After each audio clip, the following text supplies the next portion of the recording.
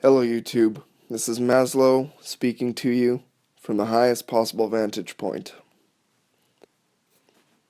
So this is a new channel for me, and before I even get into explaining what the channel's about, I'm going to make a video on a specific topic, and I hope that the topic itself will kind of explain what the channel's about, and we'll take it from there. The topic of this video is social conditioning, and really that can go by a lot of different terms. A lot of different words, a lot of different phrases can be used in place of social conditioning. Another big one is culture. And to quote Terence McKenna, culture is not your friend. I really can't stress that enough. Culture is not your friend. Social conditioning is not your friend. At least not in this day and age. If anything, it's a biological relic of something that used to serve human beings back in a primitive past, but it does not serve us anymore. In fact, it's a hindrance to us. We need to get over it. It's something we need to get over. It's old programming. It's junk programming. It needs to be deleted. We need to do defragmentation or a disk cleanup. One really important point to make right here, a lot of people might be saying, well, I don't have any social conditioning. You know, I'm an individual and I've always been an individual and nobody has the power to influence my decisions. Maybe you're thinking the only person who's had a dramatic influence in my life is one of my favorite musicians or a school teacher, but other than that, I don't have any social conditioning. If you're thinking that, I'm going to say right now that that is false. That is demonstrably false because we all go through social conditioning. From the moment we're born, we start going through social conditioning. Actually, before you're born, it's already starting. Think about your parents. Before you're born, they probably know your gender. They've already bought a bunch of blue things for Johnny, let's say. They've painted the room blue. They've likely bought clothing and furniture for you that conveys a certain statement in this world to adults. But they're going to be used by you, or little Johnny in this example, and that is going to influence how adults see him, and also how his peers see him growing up. Now moving along, think about a couple of days or a couple of weeks after little Johnny is born. People start saying, oh, the way Johnny does that, Johnny is definitely going to be an engineer. He's always tinkering with things. Johnny, at this point, does not know his head from his bottom. He doesn't know what an engineer is. He doesn't know his capabilities. He doesn't know his skills, his talents. He hasn't even really developed coordination. Little Johnny, who is you, don't forget that, has all these external influences shaping him from day one. From the day Johnny's born, there's already external influences shaping him. This is social conditioning.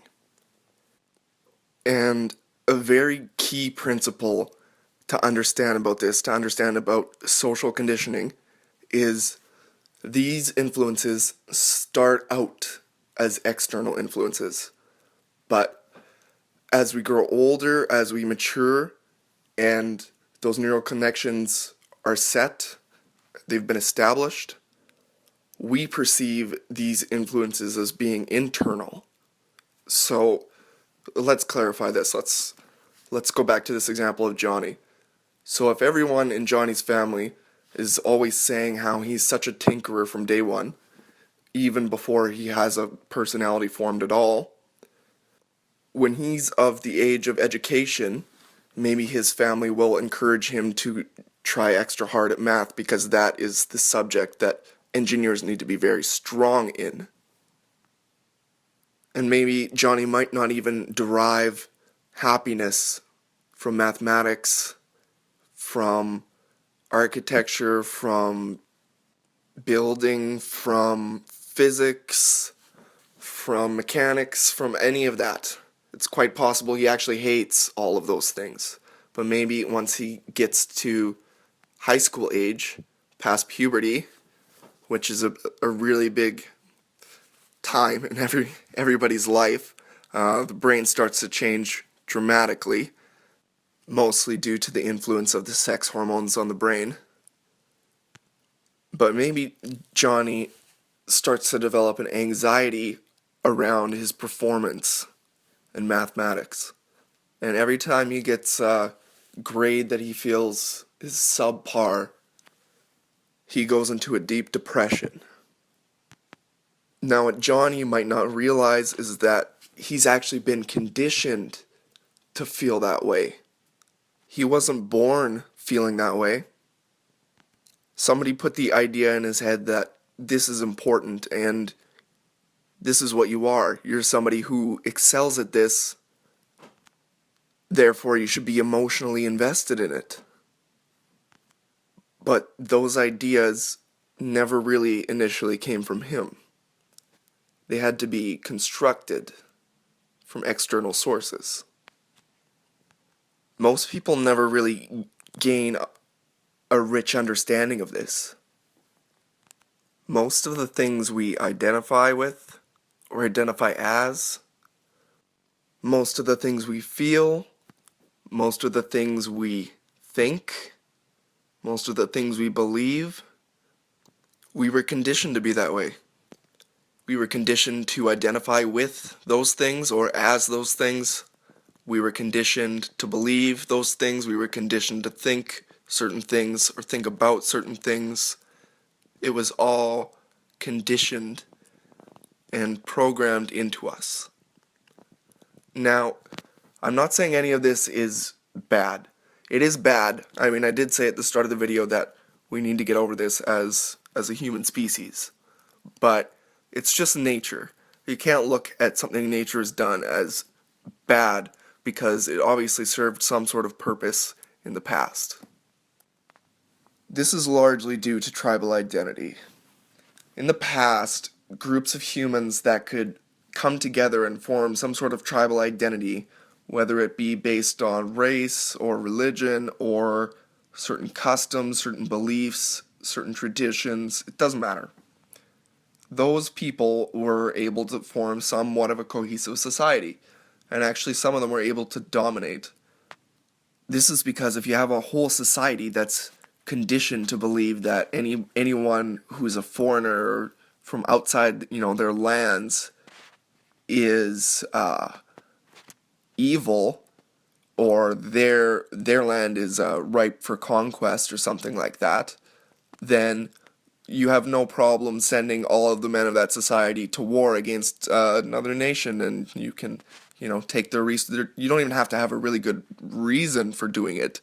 If the entire society is conditioned to think that attacking other nations is a good thing, then you can do it.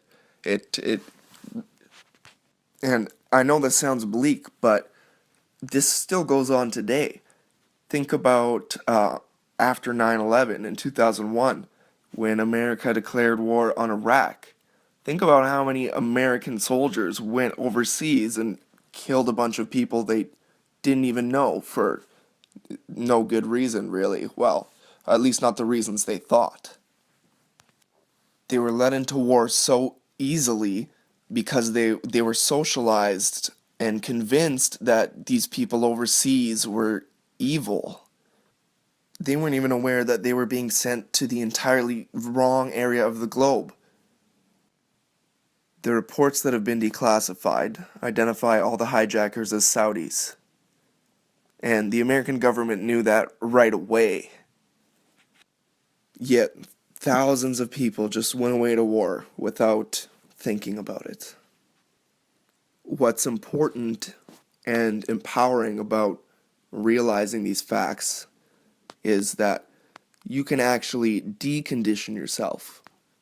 Or maybe recondition is a better term to use.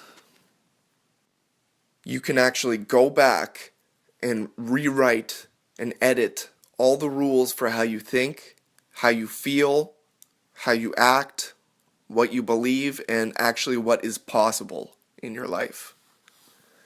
And this video is running about 10 minutes long, so I'll end it there. And in the next video, I'll teach some strategies and some techniques on how to decondition and recondition yourself. So, thank you for listening. Comment, like, and subscribe. And this is Maslow signing off.